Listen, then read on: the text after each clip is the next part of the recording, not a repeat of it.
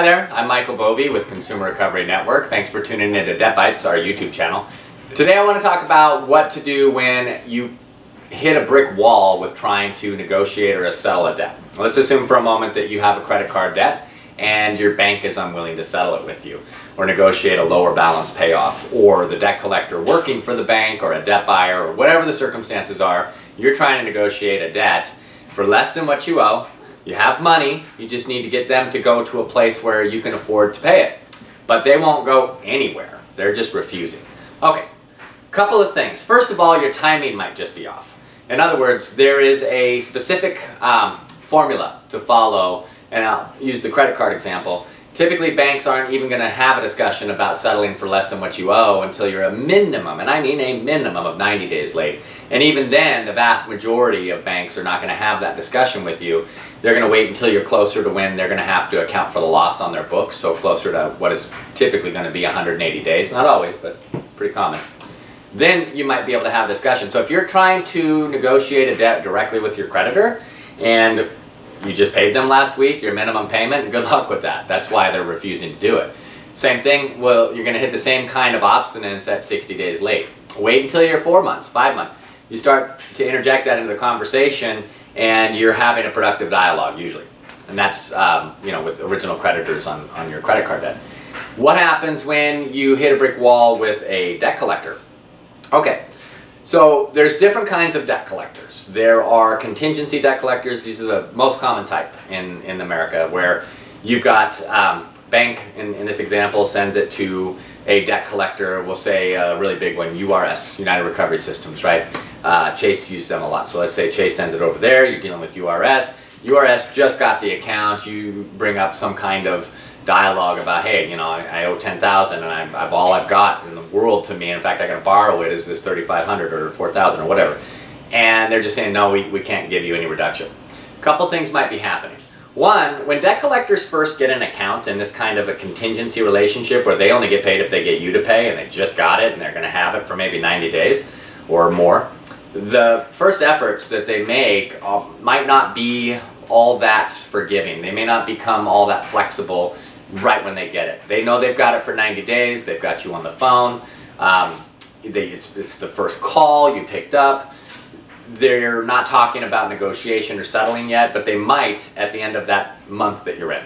They might begin to have that dialogue the following month. They could be looking at you on, and we have other videos on this, and I want you to watch these about how debt collectors see you because they have real-time access to your credit report. So there could be information about you that they're looking at in this instance where they're refusing to negotiate any reduction whatsoever with you, that suggests to them that no, you're a full pay. You're somebody that's going to, at some point while they've got the account, pay them or pay the amount due in full, even if it's overpayments or something like that. So those are some reasons why a contingency collector may not want to work with you or negotiate down. Then you've got situations where debt buyers purchase accounts.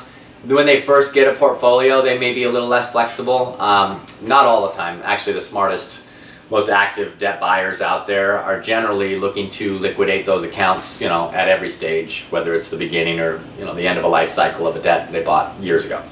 So that's not usually a case, but you could be dealing with an attorney for a debt buyer or an attorney for your creditor. So either creditors or debt buyers will use an attorney network a lot of the time to collect on those debts. And once an attorney gets your account and there's an authorization to sue in order to get you to pay, then there's a little bit less, a lot more reluctance, less flexibility to deal with the attorney oftentimes because they feel that they have leverage. Whether they've sued you yet or not, their usual workflow is using the courts to collect. So even if they haven't even started the paperwork, or maybe there's no intention to start that paperwork, they just maybe not as flexible because that's their MO, that's how they operate, that's their business model for the most part. And they may become flexible later on if they haven't been able to get you to pay and they still maintain the account. If they are suing you and you have not filed an answer to the complaint, so you're part of the 90% plus that they can expect to get a judgment on, whether default or summary, because that's usually what happens in collection cases in our courts. 90% of them ended in some kind of judgment for the plaintiff, for the debt collector, or the bank. So if that's you, and you've not filed an answer, they can be very reluctant to settle and negotiate much of a reduction with you. Sometimes 10, 20, 30% is good. I have other videos up on this, and we have pages up on our website that I want you to watch if you're dealing with a collection lawsuit, because there's some very specific things you need to be aware of, tips, hints, advice, and then also it's really good to speak with your own attorney, a debt collection defense attorney, to help you get over this little wall. What happens when you become the 10%? Like I said, you got 90% if they clock into work every day and they win 90% of their cases, they're not going to change much of their operations except to deal with the 10%. So you need to become the 10%. Sometimes that's by filing an answer and defending yourself. Use an attorney. I highly advise that of your own. There's some experienced ones, great ones out there. So in that situation, suddenly somebody that was inflexible and refusing to settle with you will become more flexible and reasonable for the amounts that they'll settle for, right? Because prior to defending yourself, they may have not wanted to negotiate a dime down, or maybe they've gone to 80%. And all you've got access to do is 50%, which, by the way, is still an optimistic but realistic amount to settle any kind of account placed with legal, whether it's attorneys already in court, post-judgment. I've got, like I said, other resources you can watch for that. These are some of the reasons why you might run into problems when you're trying to negotiate debt. Another one could be medical debt. Medical bills, I do have a video up on what I talked about much more extensively about illegal discounting when getting medical. Not illegal like anybody's breaking the law, but the contract between the medical service provider or the medical billing company and the insurer is that if the insurance already paid the claim at full freight, they can't then get the portion, let's say 20% that you owe, and give you a discount. They'd have to go back in and retroactively discount the insurer, and they're loath to do that. So it's probably not going to happen. Medical debt, for that reason, you can run into trouble and have a refusal to negotiate any kind of reduction. In a lot of these instances, you can just commit to making payments. Sometimes that's going to help you get through mortgage underwriting. Like you've got, say, 5 accounts that you couldn't pay at some point. It's been 3 years. You're back in good shape financially. You want to start to negotiate those things, get them resolved so that you can get cleared for a mortgage. And let's say you got 4 out of 5 done. And the 5th one, it's one of those that you hit a wall. You can enter into some kind of payment arrangement, keep good track of that, and records of your payments and the agreement for the payments.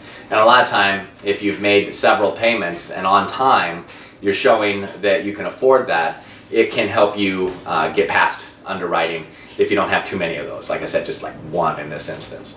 So those are some of the issues that you can come against when somebody's refusing to settle with you. If you have a circumstance that's really odd, it's not something that I touched on here, or you want me to dig into the details a little bit more, feel free to post in the comments below. We answer all of our comments here, give expert feedback on our YouTube channel, and then of course you can reach us through the toll-free line, the hotline on the screen. I'm option 2.